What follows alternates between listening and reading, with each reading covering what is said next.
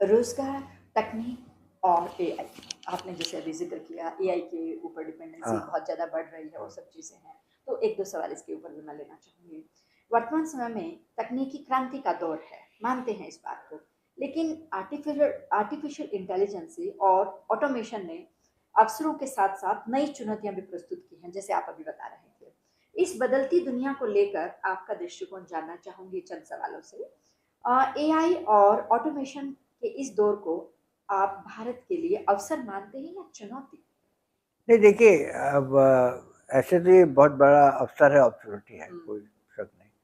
लेकिन जैसे मैंने कहा कि इसका दुरुपयोग भी हम्म, होता है और हो रहा है। हम्म, आज के अखबार में मैंने पढ़ा, हम्म, जो पूर्व प्रधानमंत्री आई के गुजराल थे, हम्म, उनका बेटा है नरेश गुजराल। हम्म, तो उनके स्टाफ मेंबर ने 7.5 करोड़ रुपया हम्म, उसको ट्रांसफ़र किया किसी फ्रॉड को, ओ, क्योंकि हम्म, उसके पास एक मैसेज आया हम्म, उसके बॉस का, हाँ, गुजराल साहब का, हाँ, कि भाई 7.5 करोड़ जो है इस अकाउंट में इसको ट्रांसफ़र कर दो। ओ, और बिल्कुल वो एआई के माध्यम से उसने बिल्कुल आईडी बनाई, और जिसने जो फ्रॉडस्टर था, हाँ, जो बदमाश था, उसने नरेश गुजराल की फ़ोटो वोटो बनाई, हाँ, और फ़ोटो वोटो बना के बिल्कुल उस हिसाब से वो मैसेज ऐसा भेजा जिससे उनके मोबाइल से आया। ओहो, और एनीवे शायद पुलिस ने उसको पकड़ लिया है।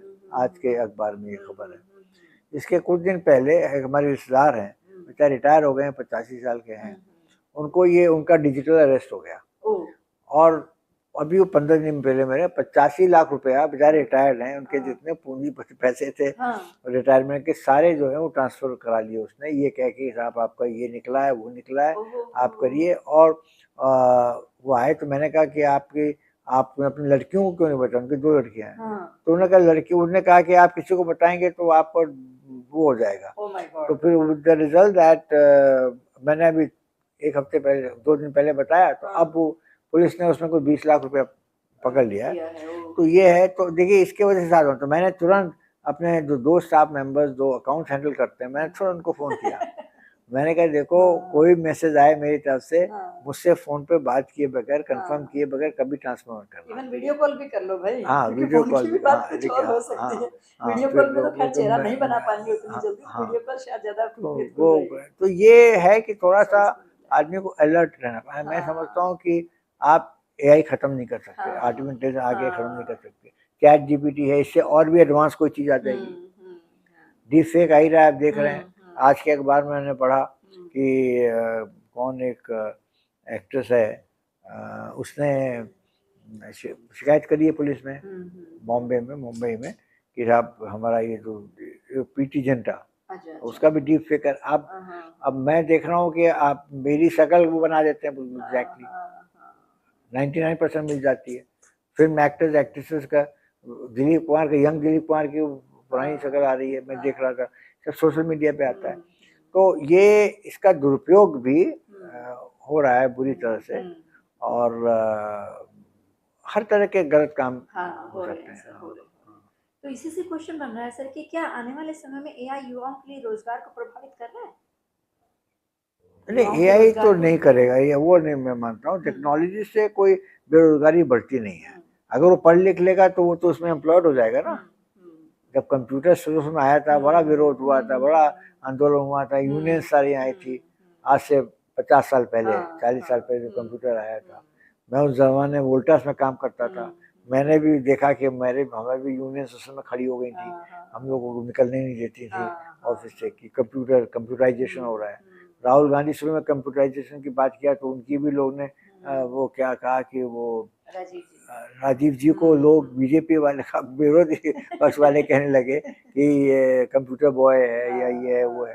तो शुरू में विरोध हुआ। तो टेक्नोलॉजी को मैं कंडेम कभी नहीं करूँगा, क्योंकि टेक्नोलॉजी ही आपको विकास के रास्ते पे ले जा सकती है, और वो आपको विकसित कर सकती है, आपके समाज को विकसित करेगी, आपके देश को विकसित करेगी।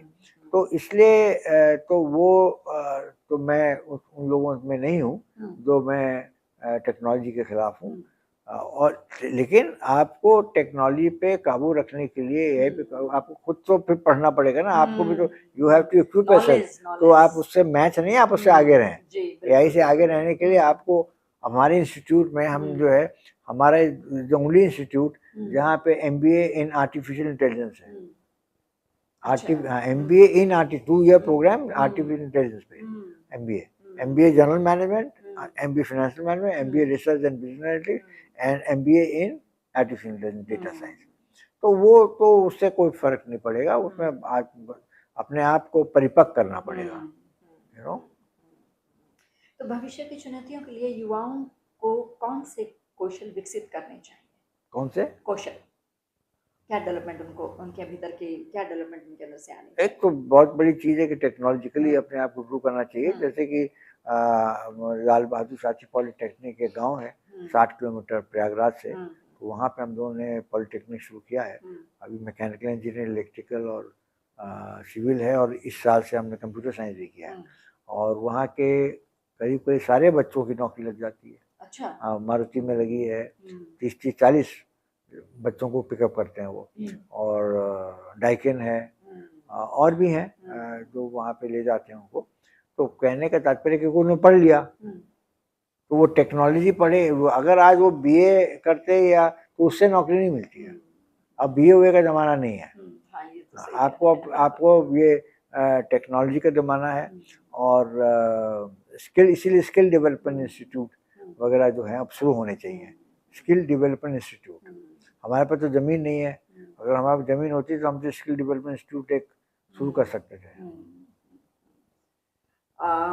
हमने युवाओं की बात की, हमने राजनीति की बात की, हमने रोजगार की बात की, AI की बात की। इतनी सारी बात होने के बाद लगता है कि अब राष्ट्र निर्माण में नागरिकों की क्या भूमिका होगी, उसके ऊपर भी थोड़ा सा चर्चा कर ली जाए। विकसित भारत का निर्माण केवल सरकारों के प्रयासों से संभव है नहीं सर, इसमें प्रत्येक नागरिक की भागीदारी और जिम्मेदारी भी उतनी ही महत्वपूर्ण होती है। क्या विकसित भारत का सपना केवल सरकार के प्रयासों से पूरा हो सकेगा, या प्रत्येक नागरिक की भी उसमें उतनी ही महत्वपूर्ण भूमिका होगी? नहीं, दोनों होगा। सरकार का तो होगा ही, लेकिन नागरिकों को भी तो अपने आप को इस बारे में सोचना पड़ेगा कि देश तो उन्हीं का है, इसी देश में उनका जन्म हुआ है, इसी धरती पर जन्म हुआ है, तो उनकी भी बहुत बड़ी जिम्मेदारी रहती है। मुझे याद आता है कि जॉन कैनेडी का एक उस समय एक अपने भाषण में उनका एक कोट था, ask not what your country can do for you, ask what your country can do for, or what you can do for your country। तो वो हमारे लिए भी एप्लीकेबल है कि भाई हमेशा आप पूछें कि आपका देश आपके लिए क्या करेगा, आप अपने देश के लिए क्या करें। सही बोल रहे हैं आप, बिल्कुल। तो युवा इस बात से सहमत हैं बिल्कुल कि देश आपके लिए क्या कर रहा है वो भी एक आपके लिए है, लेकिन आप देश के लिए क्या कर रहे हैं ये चिंतन और सोचने का वक्त है, और इसके ऊपर फिर काम भी करने का आपको स्टेप लेने पड़ेंगे इसके लिए। आज के समय में सच्ची राष्ट्रभक्ति आपकी परिभाषा में क्या होगी? सच्ची राष्ट्रभक्ति तो यही है जो मैंने पहले भी कहा, उसको दोहराऊंगा कि आप जो कुछ भी करें अपने जीवन में, और ख़ास तौर से मैं ये बात युवा पीढ़ी को संबोधित कर रहा हूँ कि जो कुछ भी करें हमेशा अपने देश के बारे में भी सोचें, और अपने बारे में सोचें। अपने पैरों पे आप खड़ा होना चाहिए, ये बहुत ज़रूरी है। आपका विवाह आपका परिवार होगा, परिवार के प्रति भी पूरी कटिबद्धता होनी है, पूरा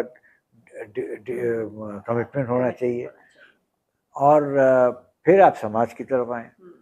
अगर आप अपने परिवार के प्रति आप कमिटेड होंगे या समाज के प्रति कमिटेड होंगे, तो वो ऑटोमेटिकली फिर आप देश के प्रति भी कमिटेड हो जाएंगे। फिर आपकी वो मानसिकता वही हो जाएगी कि आप जो कुछ भी करेंगे वो पूरे कमिटमेंट के साथ करेंगे।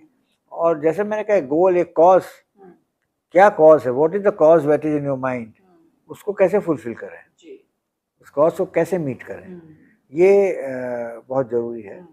युवा पीढ़ी को इस बात को ध्यान में रखना पड़ेगा। यदि भारत के 140 करोड़ नागरिक एक सकारात्मक परिवर्तन का संकल्प लें, तो वो सकारात्मक परिवर्तन क्या होना चाहिए?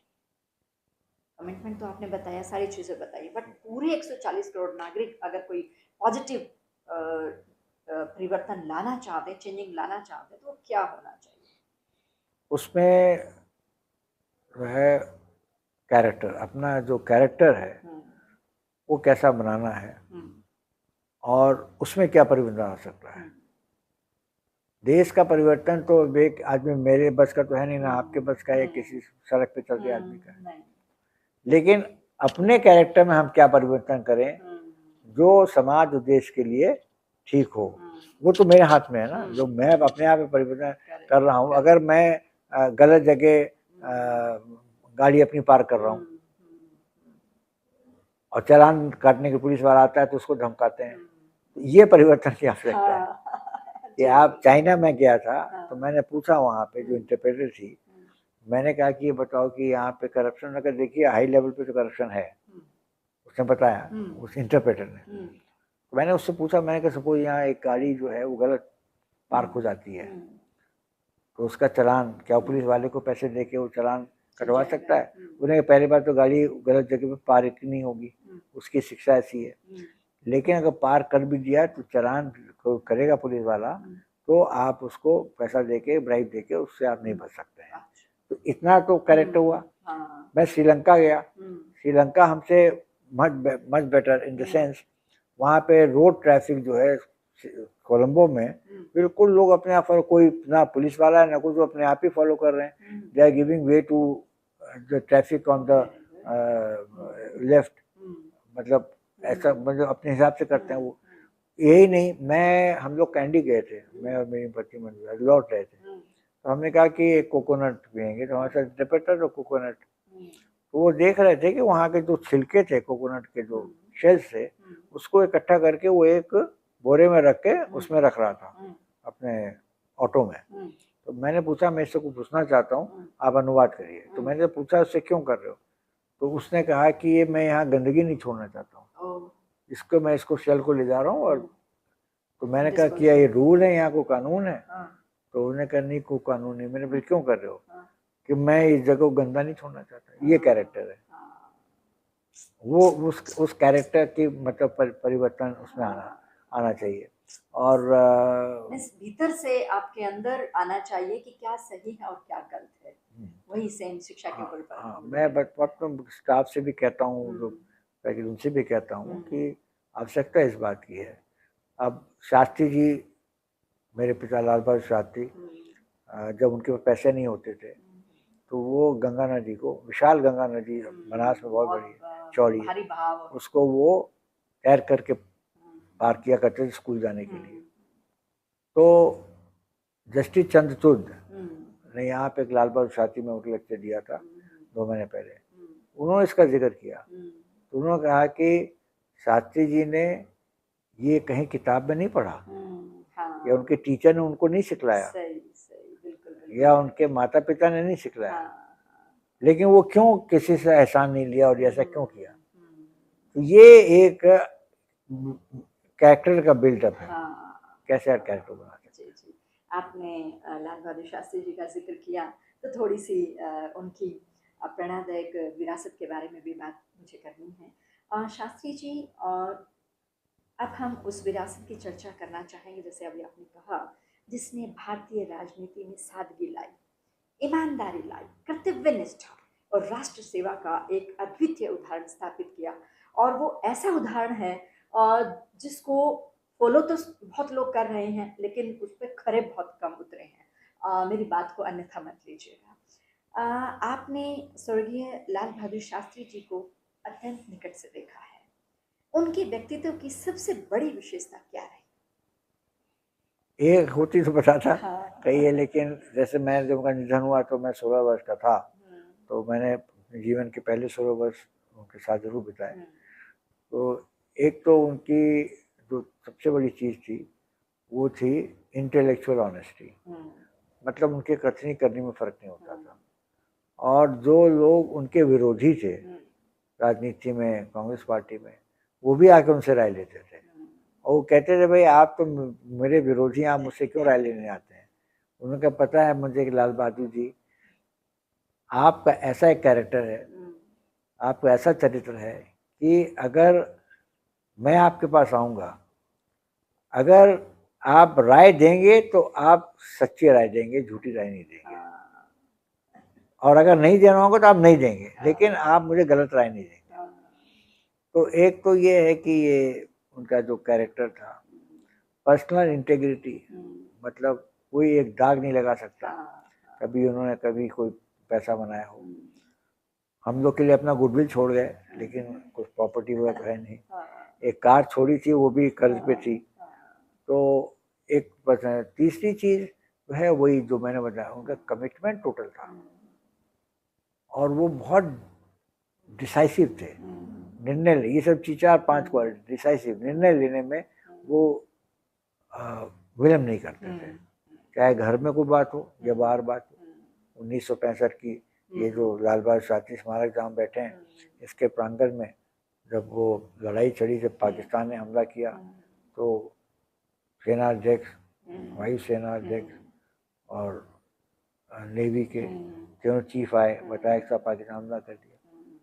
उन्होंने एक सेकंड उन्होंने कहा कि भाई आप अंतर्राष्ट्रीय सीमा पार करके आप लाहौर की तरफ बढ़िए, वो जितनी फौजें हैं सब वहाँ से आ जाएंगी। वही हुआ, जो कश्मीर में फौज लगाई थी पाकिस्तान ने, वो सब इधर की तरफ मुड़ गए लाहौर बचाने के लिए। तो ये सब क्वालिटीज थी, character, personal integrity, value systems, मूल्य, प्लस देश के प्रति पूरी तरह से निछावर, समर्पित और एक बहुत क्विक निर्णय लेना।